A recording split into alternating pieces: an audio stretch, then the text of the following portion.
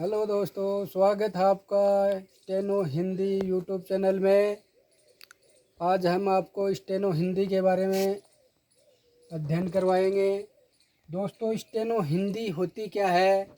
Steno Hindi Hindi भाषा को रेखा चित्रों में रेखांकित करना ही स्टेनो कहलाती है। इसका दूसरा हिंदी में नाम है आशुलिपि।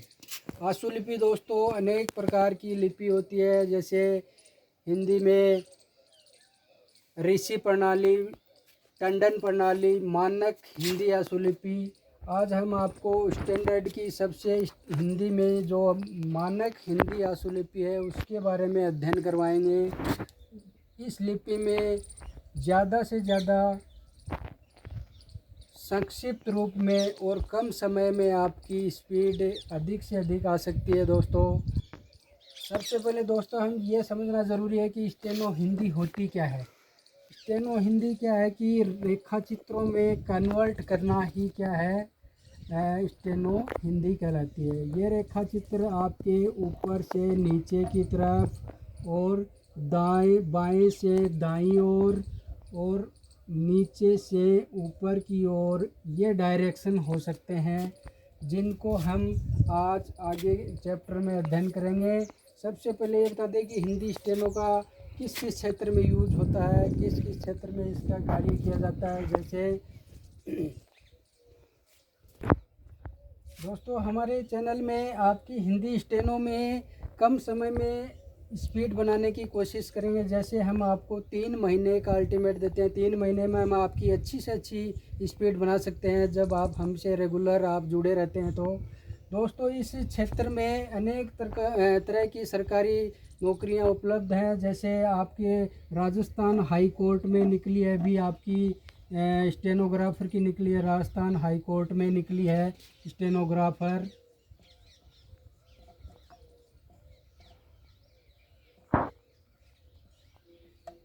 और दोस्तों, जैसे अभी आपके इसमें राजस्थान अधीनस्थ बोर्ड में भी निकली हुई है, 1085 पोस्ट है। उनमें भी आपने अप्लाई किया होगा, नहीं किया तो फिर अप्लाई करने का एक बार दोस्तों आपको मौका मिलेगा। और राजस्थान सबऑर्डिनेट ऑफिस में जो राजस्थान हाई कोर्ट की परीक्षा है वो अभी आने वाली है। उसका टाइम अभी 2-3 महीने का और निकल सकता है। दोस्तों, राजस्थान हाई कोर्ट के अलावा आपके राजस्थान अधीनस्थ बोर्ड में आपको वैकेंसी 1085 है, उनमें भी आपको अप्लाई करने चाहिए। और दोस्तों, इसमें आपको मार्च या अप्रैल के महीने में उसकी एग्ज़ाम होगी। इसके बाद में आपकी स्किल टेस्ट की बहुत टाइम मिलेगा आपको, तो कम से कम आपको 8 या 7-8 महीने मिल सकते हैं। दोस्तों, इसके लिए आपको अधिक से अधिक प्रैक्टिस करने पर स्पीड अच्छी बन सकती है। इसके अलावा आपको अर्धसैनिक बल में भी आपको जैसे अर्धसैनिक बल होते हैं उनमें आपको अच्छा मौका मिलता है एएसआई स्टेनोग्राफर बनने का। अर्धसैनिक बल में आपके सीआईएसएफ है, सीआरपीएफ है, एसएसबी है और भी बहुत सारे ऑप्शन आपको स्टेनोग्राफर बनने का मौका मिलता है। अदर स्टेटों में भी हाई कोर्ट के स्टेनोग्राफर की वैकेंसी निकलती है, इसमें भी आपको अच्छा मौका मिलता है दोस्तों, और इसमें अपना करियर बनाने का सुनहरा अवसर मिलता है दोस्तों। इस प्रकार से आप स्टेनो सीख करके आप एक अच्छी जॉब प्राप्त कर सकते हैं और एक अच्छी से अच्छी सैलरी वाली जॉब पर आप पहुंच सकते हैं। दोस्तों, मेरा ऐसा मानना है। हाँ, तो दोस्तों, हिंदी स्टेनो में सबसे पहले हम आपको बताएंगे कि स्टेनो की परिभाषा क्या होती है। परिभाषा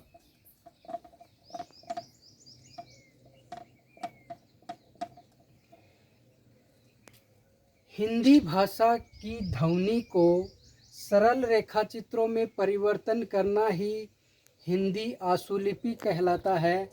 और ये आशुलिपि स्टार्ट दोस्तों, ये है आशुलिपि की परिभाषा। ये परिभाषा है उच्चारित ध्वनियों को ज्यामितीय प्रारूपों द्वारा तीव्र गति से लिखने की कला को आशुलिपि कहते हैं। ये कला एक रेखांकित रेखाचित्रों की कला है जो ध्वनियों को रेखांकित करती है अति तीव्र गति से ये रेखा चित्र बनाए जाते हैं।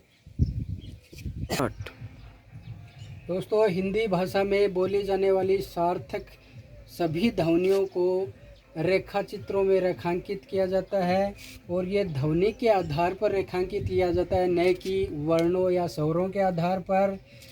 सबसे पहले दोस्तों, हिंदी स्टेनो सीखने के लिए हमारी हिंदी भाषा सबसे अच्छी होनी चाहिए।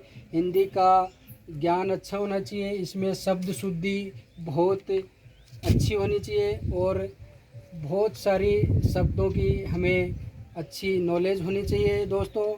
और हिंदी में सबसे छोटी इकाई क्या होती है भाषा की? वो होती है वर्ण। वर्ण किसे कहते हैं दोस्तों?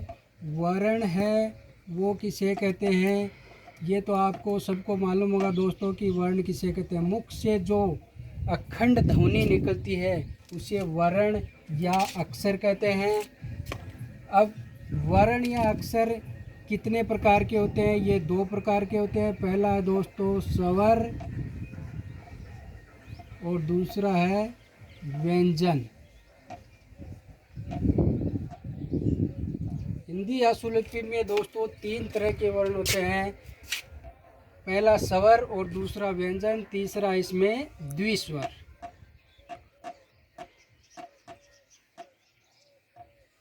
हिंदी भाषा में 2 ही होते हैं, स्वर और व्यंजन, बल्कि हिंदी आशुलिपि में तीसरा और जोड़ा गया है, द्विस्वर। सबसे पहले हम दोस्तों अध्ययन करेंगे व्यंजन का।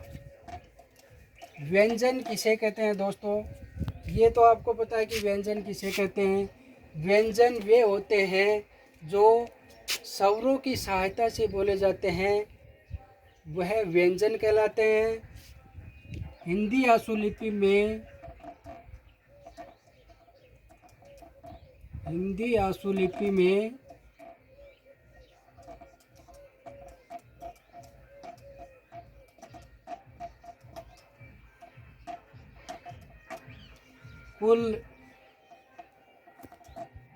कुल व्यंजन 31 होते हैं और ये व्यंजन रेखा चित्रों की डायरेक्शन में कन्वर्ट किए जाते हैं। ये डायरेक्शन 3 प्रकार से होते हैं। पहला है दोस्तों अधोगामी।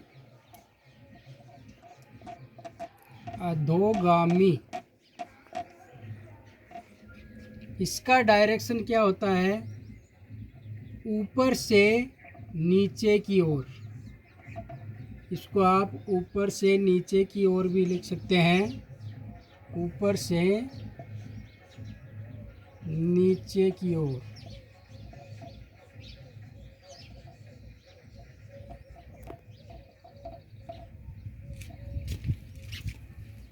दूसरा है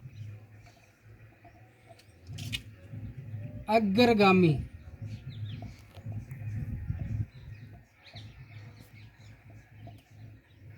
अग्रगामी रेखाक्षर।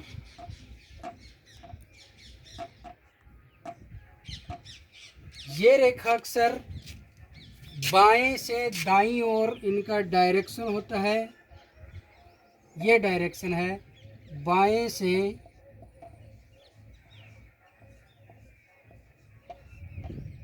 दाईं ओर।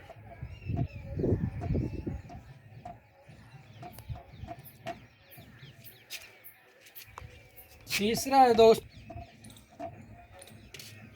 ऊर्ध्वगामी।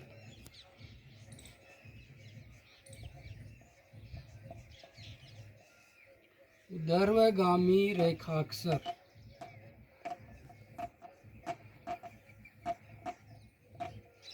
ये डायरेक्शन नीचे से ऊपर की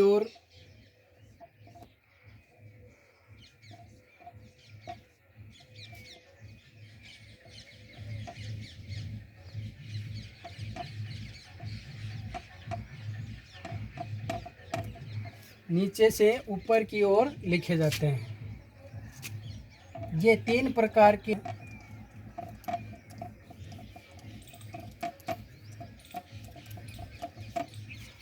हिंदी आशुलिपि में रेखा चित्रों की लंबाई लगभग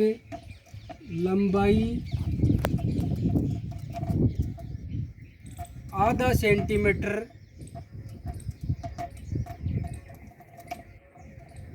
होती है। और ये रेखा चित्र दो प्रकार से लिखे जाते हैं, दो प्रकार से।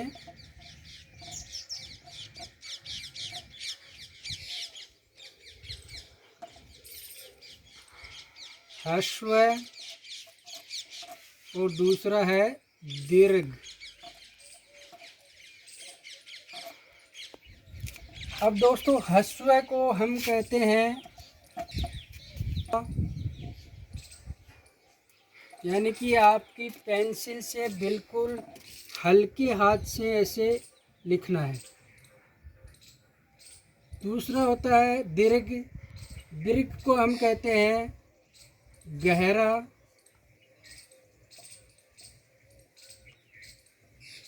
ये पेंसिल को लिखते समय जोर लगाकर लिखा जाता है, यानी कि इसको थोड़ा गहरा लिखा जाता है।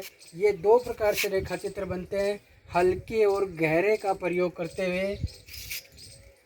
ये हल्का और गहरे का प्रयोग इसलिए किया जाता है कि दो रेखा चित्र एक जैसे हो जाते हैं, तो उनकी पहचान किस आधार पर की जाए। तो पहचान करने के लिए दोस्तों हल्के और गहरे रेखा चित्रों का प्रयोग किया जाता है। अधोगामी रेखा चित्र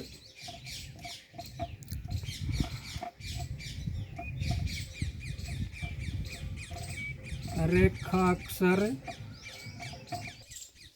दोस्तों ये तीन तरह के आपको बताए थे, अधोगामी रेखाक्षर और ऊर्ध्वगामी रेखाक्षर और अग्रगामी रेखाक्षर।